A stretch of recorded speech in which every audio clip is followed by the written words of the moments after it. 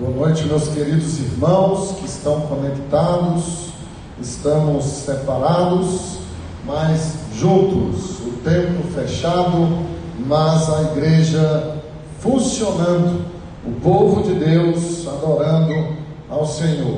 Então você aí com a sua família que está conectado ao culto online, não se distraia, participe como se aqui você estivesse no templo, todos nós juntos adorando ao Senhor. Então reúna aí sua família para ouvir a palavra de Deus, para serem edificados. Quero pedir um favor bem especial para você: não deixe de curtir a transmissão. Cada vez que as nossas transmissões são curtidas, isso nos dá mais possibilidade de alcançar pessoas pelo YouTube. Nós vamos ganhando mais visibilidade. Então curta a transmissão, não deixe de curtir. Se você não se inscreveu, se inscreva. E também peço a você para convidar outras pessoas, enviando a elas o link de transmissão que eu mandei para você aí no seu WhatsApp. Antes de nós ouvirmos a palavra de Deus, a nossa liderança nacional da Igreja Presbiteriana do Brasil convocou a toda a igreja no Brasil a orar neste dia, nesse dia nacional de oração pelo país, por esse momento em que passamos, um dia de intercessão, e todas as nossas igrejas locais, todos os pastores estão imbuídos de também conclamarem a sua membresia online. Nós vamos fazer isso agora, como temos feito em todos os cultos aqui, de transmissão, tendo um momento de oração, de intercessão, diante da situação que estamos vivendo. Então vamos orar aí com a sua família, e eu aqui, nós iremos orar, intercedendo pelo país, pelo nosso presidente, por nossas igrejas, para que o Senhor nos abençoe. Oremos. Ó Deus, nós queremos pedir nesta noite que o Senhor abençoe todos aqueles que estão agora conectados, que têm esse privilégio de estarem aí no recôndito dos seus lares, participando deste culto, desta transmissão. E eu peço a Deus que todas essas pessoas, todas essas famílias sejam abençoadas pelo Senhor, que o Senhor as proteja da contaminação do vírus, que o Senhor as proteja de todo mal. Oramos também pela nossa nação, ó Deus, pedindo que o Senhor tenha misericórdia do Brasil, que o Senhor, ó Pai amado, dê às autoridades do nosso país sensatez, lucidez, sabedoria dos altos céus para fazerem uma boa prevenção, para fazerem, ó Deus, uma frente sábia diante da pandemia que estamos vivendo. Oramos especialmente pelo presidente da República, pedindo que o Senhor tenha misericórdia dele, que o Senhor o una de sabedoria para gerir este momento de crise em todo o nosso país, e pedimos a Deus que assim o Senhor visite com graça a ele e a sua equipe ministerial. Ó Deus, pedimos por aqueles que já estão contaminados com o vírus, que o desespero não tome conta dos seus corações, mas que eles possam, ó Senhor, confiar em Ti, descansar em Ti e serem curados, e o Teu nome glorificado. Oramos assim em nome de Cristo, o nosso Redentor. Amém e amém.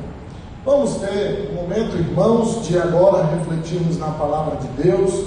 Então mesmo na sua casa, eu conclamo você à reverência, porque você está no culto diante do Senhor. E agora nós vamos abrir a palavra do Senhor no livro de Êxodo, capítulo de número 8, versículo 19.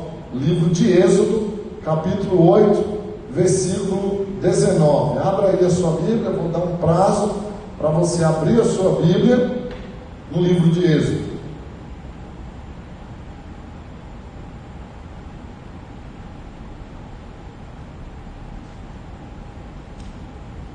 Diz assim a palavra do Senhor: então disseram os magos a Faraó: isto é o dedo de Deus. Porém o coração de Faraó se endureceu e não os ouviu, como o Senhor tinha dito. Disseram a Faraó: isto é o dedo de Deus. Isto é o dedo de Deus. Vamos orar uma vez mais, agora pedindo pela exposição da palavra que é dele. Senhor, estamos diante do teu santo livro aberto, as Escrituras, que são vivas, que têm pés e correm atrás de nós, que têm braços e nos abraçam. As Escrituras, ó Deus, que são poderosas. Fala, Senhor, ao nosso coração. E agora nos nossos lares, onde essa transmissão alcançar, que o Senhor nos traga Jesus por meio da tua palavra. Apesar de mim, pecador, fala, Senhor, a todos os pecadores que agora estão ouvindo a palavra do Senhor sendo explicada, ilustrada e aplicada. Em nome de Jesus. Amém e amém. Algumas coisas são muito interessantes de nós estudarmos, de nós termos a curiosidade de buscar o conhecimento. O dedo mindinho, por exemplo, eu não sei se você sabe, mas ele é chamado de mindinho porque é considerado o menor de todos os dedos, mas não somente em tamanho, mas também em importância. Só para você ter uma ideia desse debate, um teólogo chamado Arminio, no século XVI, ele fez uma ilustração corpórea irônica, dizendo que na queda, quando Adão desobedeceu a Deus e pecou, ele quebrou apenas um mindinho e não a cabeça, porque Arminio é defensor de uma teologia que fala que o homem ele pode participar da salvação. Então, na verdade, para Arminio, a queda foi a quebra de um mindinho e não da cabeça. Naquele mesmo tempo, o tempo de Arminio, o dedo mindinho já tinha esse estigma, né? Esse estigma de algo sem valor, e quebrá-lo não seria nenhum problema. Mas a verdade é que Adão quebrou tudo. Ele não quebrou só o mindinho, ele quebrou a cabeça, ele quebrou todo o corpo. O pecado afetou os pensamentos, os desejos, as emoções e a vontade do homem. Então foi um prejuízo total. E se você estudar melhor a respeito do dedo mindinho, você vai descobrir que se você perder esse dedo, você pode perder 50% da força da sua mão. Então ele não é bem mindinho assim não. Ele é importante sim. E nesse texto, irmãos, que nós acabamos de ler, nós vemos essa expressão, o dedo de Deus. Essa expressão revela a grandeza do Senhor, revela a força do Senhor. Essas palavras foram bem ditas, apesar de terem sido expressadas por homens pagãos. Saíram da boca dos mágicos do Egito, dos mágicos de Faraó, diante da terceira praga que Deus impetrou sobre os egípcios, a praga dos piolhos. Então essa praga veio sobre os egípcios. Faraó, desesperado, chamou os bruxos, os macumbeiros, os feiticeiros, para que eles pudessem não só interpretar essa praga, mas também imitá-la, como aconteceu com as pragas anteriores. Se você observar, no capítulo de número 7, nós temos a primeira praga, que foi a praga das águas que se tornaram em sangue. Lá no verso 22, capítulo 7, 22, diz então que esses magos fizeram mesmo, com as suas ciências ocultas. Eles imitaram a praga que Deus impetrara da água do Nilo se transformar em sangue. A segunda praga está registrada no capítulo 8, que foi a praga das rãs. Outra vez esses bruxos, eles repetem essa praga, mas na terceira, que é a praga dos piolhos, se você observar no verso 18, capítulo 8, verso 18, eles não puderam repetir essa praga, imitá-la. Então eles tiveram, meus irmãos, que reconhecer que tinha vindo da mão do Senhor. E eles usam essa expressão, é o dedo de Deus, que impetrou sobre o Egito a praga dos piolhos.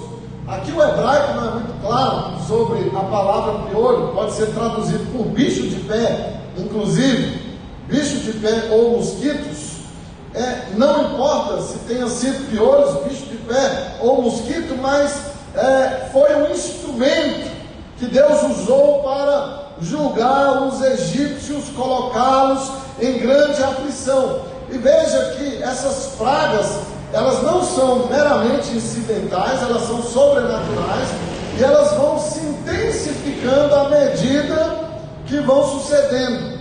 Então a primeira praga, ela é resolvida, a segunda praga é resolvida, a terceira, ela já traz mais aflição, a aflição mais dolorosa sobre os egípcios, porque ela atinge os homens e o gado. E esses magos, então, que foram chamados para resolver, eles não puderam, e eles afirmam, é o dedo de Deus, é a mão de Deus, esses poderes são sobrenaturais. Eles não falaram que tinha sido o Deus Yahvé, o Deus que se revelara a Moisés, mas eles estão reconhecendo que estava além dos seus poderes mortais essa praga.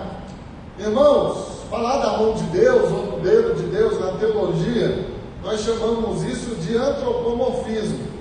É óbvio que Deus não tem mão e Ele não tem dedo. A teologia nos ensina que quando atribuímos a Deus formas humanas, como mão, braço, perna, coração, nós estamos usando o antropomorfismo. E aqui nesse texto é isso que vemos, estes homens usando uma linguagem antropomórfica para se referir a Deus e falando do dedo de Deus. Eu quero meditar sobre isso, o dedo de Deus na nossa vida, na minha vida, na vida da igreja, na vida do Brasil e em todo o mundo. A mão de Deus, o dedo invisível de Deus, fazendo a sua grande obra. O que é que nós aprendemos dessa expressão bíblica, o dedo de Deus? Em primeiro lugar, essa expressão revela a autoridade de Deus. O dedo de Deus revela a sua autoridade. Olhe comigo o verso 16, acompanhe aí na sua Bíblia. Capítulo 8, verso 16, do segundo livro da Escritura, o livro de Êxodo. Disse o Senhor a Moisés: dize a Arão, estende o teu bordão e fere o pó da terra, para que se tornem piolhos por toda a terra do Egito. Os magos de Faraó, irmãos, que eram feiticeiros, versados nas ciências ocultas, eles não conseguiram reproduzir esse milagre. E eles então tiveram que admitir que esta praga vinha de Deus. Eles tiveram que admitir a autoridade de Deus sobre isso. Além disso, observe que Arão tem nas suas mãos uma vara. E a vara na Escritura, normalmente no Antigo Testamento, é representativo da autoridade. E essa praga ataca diretamente o Egito com piolhos, porque a areia da terra do deserto foi transformada em piolho, em bicho de pé, e é um juízo, irmãos, direto a um falso Deus do Egito. A cultura egípcia era uma cultura pagã, idólatra, e eles tinham um Deus, o Deus do deserto, chamado Set, o Deus Set, e Deus está atacando diretamente com a sua autoridade esse falso Deus do Egito. Além disso, é muito importante nós entendermos que a cultura egípcia era fanática da limpeza. Inclusive os sacerdotes pagãos, eles eram fanáticos com a limpeza. Agora imagine você o desconforto e o desgosto de serem atacados por piolhos imundos. Quem sabe eram bichos de pé em todo o corpo dos homens e do gado. A areia do deserto foi transformada nesses piolhos. E pior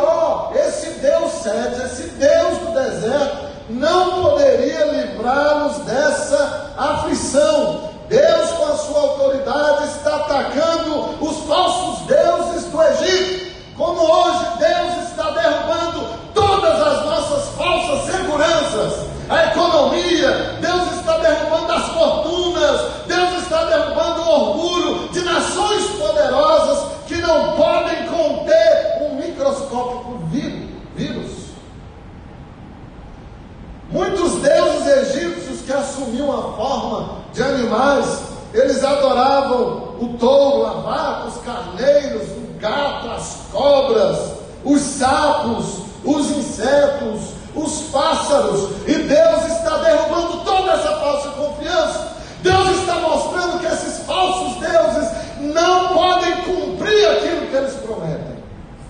Deus, irmãos, tem autoridade sobre o sangue no Nilo. Deus tem autoridade sobre as rãs. Deus tem autoridade sobre os piolhos.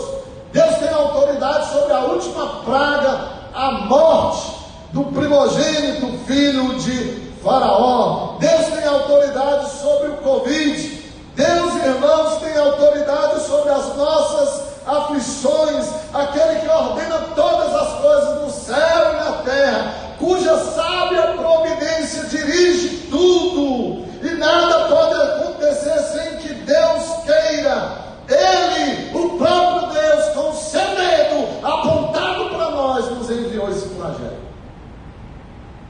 É o que eu creio, irmãos. Eu acredito que ninguém que conheça a Bíblia possa duvidar que é o dedo de Deus, porque se você conhecer a Bíblia, você verá quem enviou o dilúvio sobre a terra. Deus. Quem enviou a fome nos dias de José? Deus. Quem enviou a doença aos filisteus quando a arca estava com eles? Deus, meus irmãos. Quem enviou essa praga de piolhos? Deus. Quem enviou a pestilência nos dias de Davi?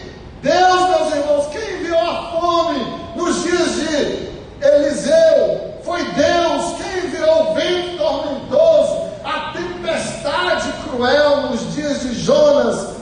Deus. Deus fez isso. O Deus da Escritura, o Deus do Antigo e do Novo Testamento.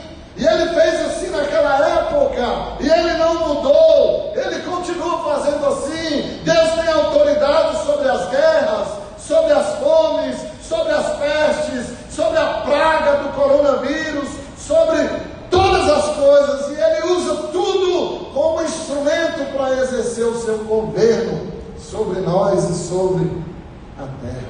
Nós não podemos excluir o Criador da sua criação, aquele que no mundo fez todas as coisas com o seu dedo de sabedoria, agora também com o seu dedo da sua providência soberana. Ele está fazendo isso até que Jesus volte. Então, irmãos, sem medo de errar, eu quero afirmar a vocês nesta hora que é o dedo de Deus que está por trás do coronavírus. E se alguém aqui alegar, então Deus não é amor. Você tem filho? Porque se você tiver filho, você corrige o seu filho, não corrige? Se você é um pai ou uma mãe responsável, você corrige o seu filho. E corrigir o filho significa não ter amor? Há amor neste flagelo, amor de Deus, o mais puro amor, neste flagelo que está agora em cima de nós. É o consolo que Deus nos dá, irmãos, nesta noite, saber que Ele tem autoridade. Os políticos estão desesperados, os médicos correndo atrás de um remédio, mas quem tem autoridade sobre esta praga que estamos vivendo é Deus. Não se desespere. É o Deus Todo-Poderoso, o seu Deus, que tem o controle de todas as coisas. Se você é um crente, se você ama o Senhor, se você tem confiança no Senhor, você não está desesperado. Por mais sombria que seja a realidade, sabe o que um crente faz? Ele ora. E oração é confiar em Deus. Você está com medo de ser contaminado? Você perdeu de vista que Deus tem um controle, que é o dedo dele? E se Ele te chamar a morrer por meio desta praga? É o dedo de Deus, é a autoridade do Senhor. Ele domina sobre todas as coisas. Então, essa expressão de pagãos, veja bem, pagãos que muitas vezes são mais sábios do que nós, e eles estão reconhecendo a mão invisível de Deus nesta praga de piolhos, de bichos de pé, né? Tem gente que gosta do bicho de pé, faz cosquinha. Os egípcios não gostaram não, viu? Imagina bicho de pé no corpo todo, piolho em todo o corpo. Terrível. Essa expressão, o dedo de Deus, revela a sua autoridade. Mas em segundo lugar, o dedo de Deus revela a sua vontade. Não só a sua autoridade, como a sua vontade. Vai anotando aí. Quem anota não esquece. Revela a sua vontade. Verso 17. Fizeram assim. Arão estendeu a mão com o seu bordão é vara, e feriu o pó da terra. E houve muitos piolhos nos homens e no gado. Todo o pó da terra se tornou em piolhos por toda a terra do Egito. Moisés e Arão, eles fizeram conforme Deus ordenara. Eles fizeram a vontade de Deus. É Deus que está dizendo: toca na areia do deserto, fere o falso Deus do deserto, dos egípcios. Mostre que eles são incapazes de cumprirem o que prometem. Veja, irmãos, que Deus está através da sua mão revelando a sua vontade, do seu agir revelando a sua vontade. É interessante nós percebermos isso, que na Escritura o dedo de Deus tem a ver com a transmissão da sua lei. Você se lembra que Deus entregou a lei a Moisés? Ele escreveu com o seu próprio dedo, com a sua própria mão, e ele entrega a lei a Moisés. A lei representa a vontade de Deus para o seu povo, é o seu testamento. Então aqui, essa expressão, o dedo de Deus revela a sua vontade. O Senhor estava provando os egípcios, o Senhor estava cumprindo as suas promessas sobre o seu povo, protegendo-os dessa praga. Deus julga as nações, meus irmãos. Veja o que Deus diz sobre Babilônia na Escritura. A grande Babilônia, inebriada pelo seu poder, inebriada pela sua riqueza, inebriada pelos seus prazeres. E veja o que Deus diz sobre Babilônia, sobre Tiro, sobre Sidom, sobre Damasco, sobre Moabe, sobre Edom, sobre Amon e sobre Nínive. Há um texto, irmãos, em Amós, capítulo 9, versículo 8, que diz que os olhos do Senhor, outro antropomorfismo, Deus não tem olho, Ele é um espírito puríssimo. Mas para nós entendermos o que Deus quer nos revelar, é usada essa linguagem. O profeta diz: os olhos do Senhor estão sobre a nação pecadora. Deus é o mesmo, Ele não muda. E a vara de Deus hoje é o coronavírus. A vara de Deus na época de Arão e Moisés no Egito foram as pragas para afligi-los, para arrancar deles toda a falsa confiança. Hoje o dedo de Deus é essa pestilência. O dedo de Deus está apontado para nós. E Deus está revelando a sua vontade através dessa aflição. Somente acontece o que Ele quer. Nada foge à sua vontade soberana. Ele decreta todas as coisas. E se Ele decreta, Ele realiza. Ele permite o que Ele decreta. Agora, meus irmãos, Deus exige do seu povo não só obediência, mas confiança. Não só crença, mas fé. Como é que os israelitas foram protegidos dessa praga? Das pragas, sobretudo da mortandade dos primogênitos, porque eles tiveram uma fé ativa. Eles agiram, eles não ficaram inertes. Tem gente aí dizendo: o anjo da morte passou, mas eles ficaram em casa. Como é que eles passaram o sangue no umbral da porta? Foi uma fé ativa. Eles não ficaram inertes dentro de casa, amedrontados com as pragas. Eles tiveram que fazer alguma coisa. Deus não exige apenas obediência e crença, Deus exige confiança. Eles tiveram que colocar o sangue do Cordeiro Pascal nos umbrais da porta, eles tiveram que agir com fé e com obediência. Deus está, irmãos, falando ao mundo inteiro por meio de um vírus. Esse é o momento de nós alimentarmos a nossa fé, a nossa confiança no Senhor. Se você alimentar a sua fé, o seu medo vai morrer de fome. Mas se você alimentar o seu medo, a sua fé vai morrer de fome. E sabe o que mais nós gostamos de fazer? Alimentar os nossos medos. Irmãos, através de toda essa pandemia, Deus quer, a sua vontade é que nós confiemos nele em toda situação. Toda situação. Ao estilo de Jó: ainda que o meu Redentor me mate, eu confiarei nele. Isso é fé. Fé quando não tem milagre, fé quando não tem cura, fé quando tem pragas, fé quando tem bonança. É confiar em Deus em todas as situações. Portanto, irmãos, essa expressão, o dedo de Deus, revela a sua vontade. Deus falou para Arão e para Moisés: vão lá, a minha vontade é afligir os egípcios com piolhos, transformem a areia em piolhos.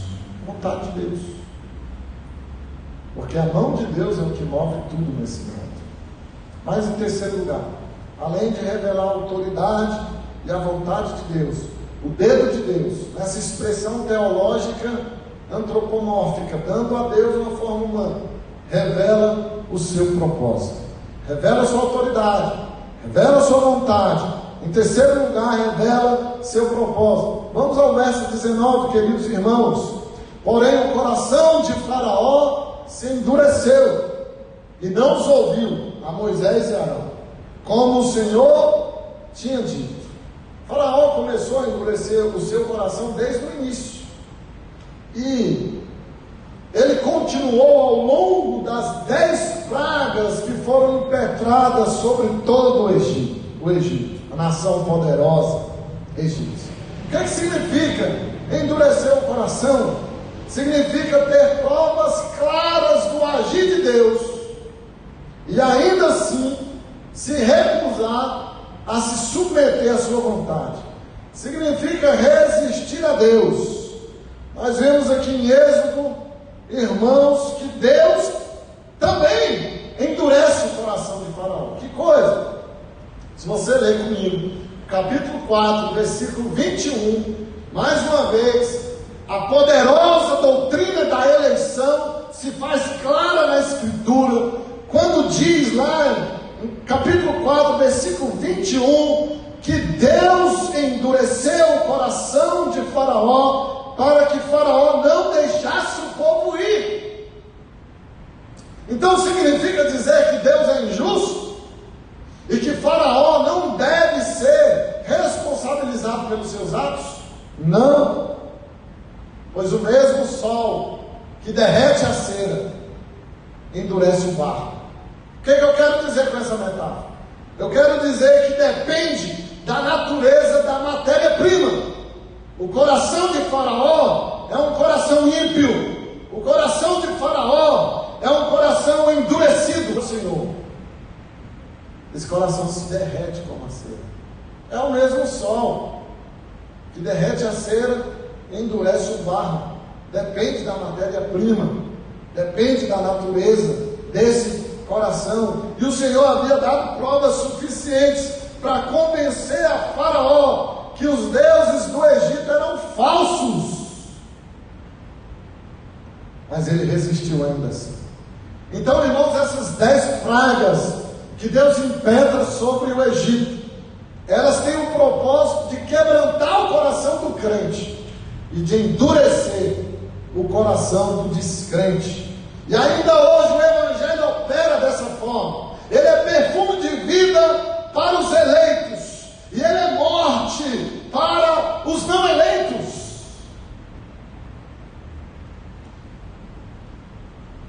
Irmãos, com esse isolamento que nós estamos passando, Deus nos chama a considerar os nossos caminhos. Nós vivemos uma época de pressa, de agitação, de vida rápida. Não seria bom se houvesse mais leitura da Bíblia? É o momento.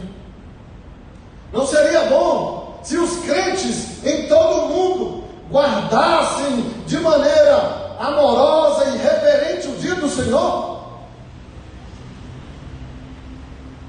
Não seria o momento para colocarmos maior esforço em servir a Deus? Deus nos deu um stop. Como dizem os americanos, stop. Pare. Reflita sobre o seu caminho. Você está muito apressado, correndo atrás de dinheiro, correndo atrás de beleza, correndo atrás de tantas coisas supérfluas. Aí Deus manda um vírus e todo mundo está trancado dentro de casa, perdendo dinheiro.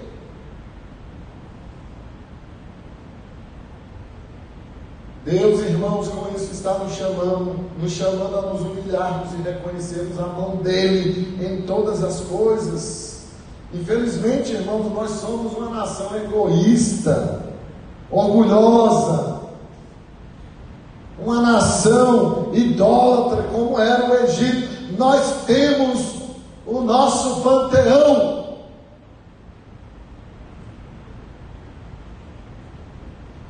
E eu fico vendo as pessoas dando suas opiniões nas redes dos especialistas dos jornais. Uma piada. Vocês são uma piada e de mau gosto. Dando suas opiniões, culpando o governo, culpando isso, culpando aquilo. O melhor caminho era culpar você mesmo. O melhor caminho era olhar para você mesmo e ver o problema em você. Um olhar para dentro de nós. Porque o pecado de uma nação é constituído dos pecados dos indivíduos dessa nação. Se cada indivíduo olhasse para a sua própria vida, cada brasileiro olhasse melhor para o seu interior, para o seu coração, e visse ali a feiura, o abismo negro que há, o orgulho, aí sim, irmãos, nós teríamos uma nação que iria melhorar. Eu lembro de uma história de um pastor que foi com a sua esposa visitar uma família, uma favela. E ele chegou num barraco que nem piso de concreto tinha, era o chão mesmo batido. Ele foi levar uma cesta básica. E tinha uma menina que iria fazer 15 anos naquela casa. É um aniversário emblemático de algumas crianças, de algumas meninas, né? A transição. E o sonho daquela menina era ter um vestido branco. E ela expressou isso para a esposa do pastor. A esposa do pastor ficou comovida e disse: nós vamos ali no centro da cidade, vamos comprar um vestido branco de festa para você. E eles foram lá comprar e entregaram para aquela menina. Ela ficou feliz. O único vestido melhor que ela ganhara em toda a sua vida. E quando o pai daquela menina viu aquilo, ele disse: mas esse vestido é muito chique. Eu tenho que limpar aqui o lote, à frente da casa, para você vestir esse vestido. E ele limpou toda a casa, passou um cal naquelas tábuas do barraco, arrumou a cerca. O vizinho viu aquilo, falou: com a casa tão limpinha assim, eu tenho que limpar a minha. E cada um foi limpando a sua casa, e limparam a rua. O prefeito passando daquela rua, viu uma rua bonita, limpa, simples, mas limpa. Pobre não tem que ser fétido, não tem que ser sujo. E o prefeito disse: com uma rua bonita dessa eu vou limpar a cidade. O que eu quero dizer com isso é que a cidade estará limpa quando cada homem varrer, limpar a frente da sua própria casa. Então pare de bancar de especialista. vai limpar seu coração, vai limpar suas mãos, vai limpar a frente da sua casa. Esse é o chamado de Deus, através desse coronavírus, nos humilhar e fazer-nos olhar para cada um de nós. A culpa não é do governo, a culpa é sua, é minha. Eu quero concluir esse sermão dizendo que nós estamos vivendo um momento que essa geração não conhecia, uma pandemia. Eu nunca pastorei numa pandemia, não sei se eu estou saindo bem. Se eu não tiver, eu sinto muito. Nunca fui pastor em pandemia. Estamos isolados. Sim, nós temos que deixar os políticos fazerem as melhores leis para enfrentar a emergência atual. Temos que apoiar os médicos para que usem todos os meios possíveis para conter a doença, para testar pacientemente cada remédio, mas não percamos a confiança em Deus. É o dedo de Deus, irmãos. Veio dele. O dedo de Deus está apontado para mim e para você, para o Brasil, para os políticos do Brasil e para o mundo. Deus revela a sua autoridade, Deus revela a sua vontade e Deus revela o seu propósito. Que no meio dessa aflição, que pode se acentuar, pode piorar ou não, vamos falar como esses homens do Egito, embora pagãos. Isto é o dedo de Deus. Que Deus nos abençoe. Vamos orar? Senhor, obrigado por tua palavra viva, eficaz e poderosa. Que ela alcance os meus irmãos, cada um deles onde estão agora. Que essa palavra do Senhor seja benfazeja, restauradora, infunda em cada um confiança. Aconteça o que acontecer, é a tua mão, vem do Senhor, e tudo que vem do Senhor é bom, é santo, é justo para os teus eleitos.